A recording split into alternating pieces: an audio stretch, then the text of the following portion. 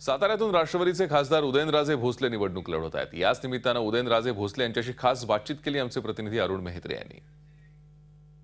आज केवळ निवडणूक आहे म्हणून नव्हे तर नेहमीच जे आपल्या बिनधास्त स्वभावामुळे चर्चेत असतात ते उदयन महाराज साताऱ्यातनं पुन्हा एकदा लोकसभेच्या रिंगणात आहेत आणि या निमित्तानं आपण महाराजांशी चर्चा करूयात। महाराज, बघतो आहोत निवडणुकीची जंगी तयारी सुरू आहे। माझा पहिलाच प्रश्न आहे, खरोखर तुम्हाला प्रचाराची गरज आहे का हो?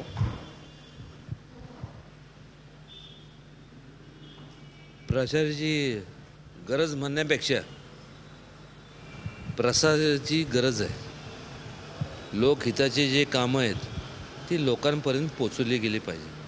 महाराज, एक प्रश्न असा आहे की तुम्ही इतकं म्हणजे तुम्ही म्हणता जनतेची सेवा केली, एवढं सगळं काम केलं आहे, आणखी जाहीरनाम्यामध्ये अनेक गोष्टी तुम्ही सांगणार आहात।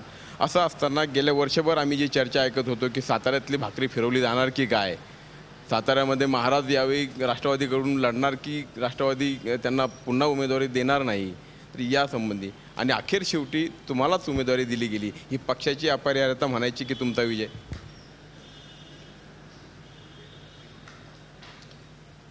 मला ते भाकरी फिरवण्याचं काय माहीत नाही।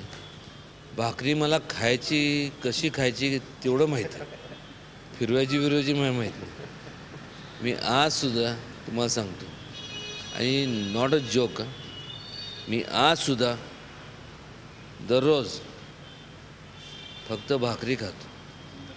तेव्हा फिरवा मला काय माहीत नाही। मिरवा फिरवा उलटी पालटी काय कोण करा, भाकरी मी खाणारच। महाराज, तुमच्या बोलण्यातनं पवार साहेबांचा उल्लेख वारंवार येतो। पवार साहेबांव्यतिरिक्त असं आणखी कुठलं नेतृत्व आहे का की ज्यांच्याकडे तुम्ही म्हणजे तुम्हाला त्यांच्याबद्दल खरोखर आदर वाटतो? फार खूप त्यांच्याकडनं शिकण्यासारखं आहे।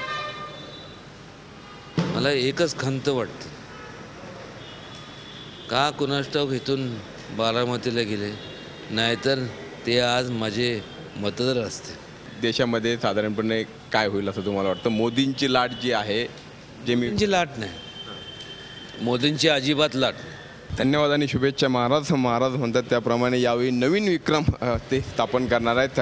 अर्थात हे होते उदयन महाराज, जसे आहेत तसेच, त्यामुळे ते काय बोललेत याविषयी मी भाष्य करणार नाही। व्हिडिओ जर्नलिस्ट विकी कांबळेसह अरुण मेहत्रे, झी मीडिया, सातारा। झी 24 तास रहा एक पाऊल पुढे।